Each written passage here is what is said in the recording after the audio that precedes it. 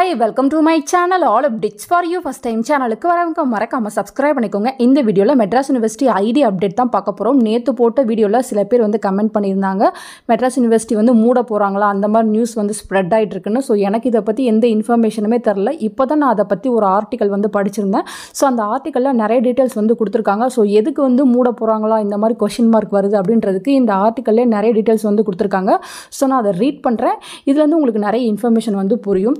மூடப்படுகிறதா சென்னை பல்கலைக்கழகம், அப்படி என்னதான் பிரச்சனை? சென்னை பல்கலைக்கழகம் மூடப்படுகிறதா என்ற சந்தேகம் எழும் அளவுக்கு அங்கு என்ன சிக்கல் என்பதை விரிவாக பார்க்கலாம். தென்னிந்திய பல்கலைக்கழகங்களுக்கு தாய் 164 ஆண்டுகள் பழமை வாய்ந்த பல்கலைக்கழகம். சர்வப்பள்ளி ராதாகிருஷ்ணன், அப்துல் கலாம் உள்ளிட்ட 5 குடியரசுத் தலைவர்கள், நோபல் பரிசு வென்ற சி.வி. ராமன் உள்ளிட்ட ஏராளமான முத்துக்களை உருவாக்கிய பல்கலைக்கழகம்.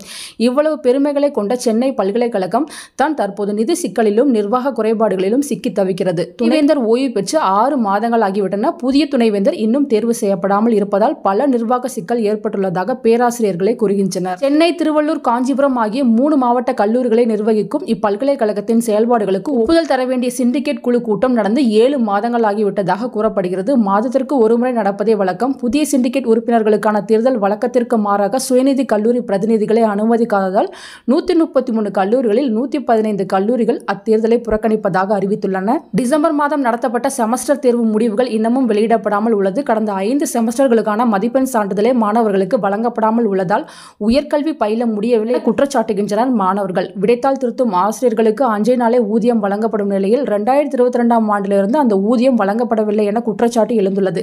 இதற்காக பேராசிரியர்கள் போராட்டம் நடத்தும் நிலைக்கு தள்ளப்பட்டுள்ளனர். நிதி பற்றாக்குறையால் பல்கலைக்கழகம் சந்திக்கும் சிக்கல்களின் பட்டியல் மிக நீளம். தொலைநிலை கல்வியில் கடந்த ஜூன் மாதத்தில் சேர்ந்த மாணவர்களுக்கு இன்னமும் புத்தகம் வழங்கப்படவில்லை என கூறுகின்றனர் மாணவர்கள்.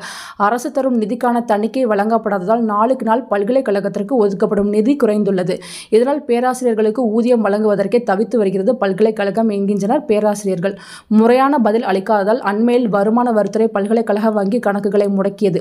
இப்படி நிதி சிக்கல், நிர்வாக குளறுபடி என பலவற்றால் சிதைவுண்டு கிடக்கிறது. தமிழ்நாட்டின் பழமையான சென்னை பல்கலைக்கழகம் போர்க்கால அடிப்படையில் தமிழ்நாடு அரசு தலையிட்டு சென்னை பல்கலைக்கழகத்தை மீட்டெடுத்து மாணவர்களின் நலனை காக்க வேண்டியது உடனடி அவசியம் என வலியுறுத்துகின்றனர் கல்வியாளர்கள். ஸோ ஸ்டூடெண்ட்ஸ், உங்களுக்கு புரிஞ்சிருக்கும்னு நினைக்கிறேன். கண்டிப்பாக மெட்ராஸ் யூனிவர்சிட்டியெல்லாம் க்ளோஸ் பண்ண மாட்டாங்க. கவர்மெண்ட் வந்து டேக் ஓவர் பண்ணிப்பாங்கன்னு நினைக்கிறேன். Full and full financial problem தான் யூனிவர்சிட்டிக்குள்ளே வந்து போயிட்டுருக்கு. ஸோ சீக்கிரமாக வந்து இதை சால்வ் பண்ணுவாங்க. அங்கே படிக்கிற யாருமே நீங்கள் பயப்பட வேண்டாம் ஃப்ரெண்ட்ஸ். ஸோ சில விஷயங்கள் வந்து கொஞ்சம் டிலே ஆகுது. புக்ஸு, சர்டிஃபிகேட்ஸ், டிகிரி சர்டிஃபிகேட்ஸ் இது எல்லாமே வந்து டிலே ஆகிட்டு இருக்காது. இந்த ஃபினான்ஷியல் ரீசனுக்காக தான். ஸோ சீக்கிரமாக இது எல்லாமே சரி பண்ணிடுவாங்க. அதாவது யூனிவர்சிட்டி சைடில் அப்டேட் கிடைச்சாலும் கண்டிப்பாக வீடியோ போட்டு சொல்கிறேன். தேங்க்யூ ஃபார் வாட்சிங்.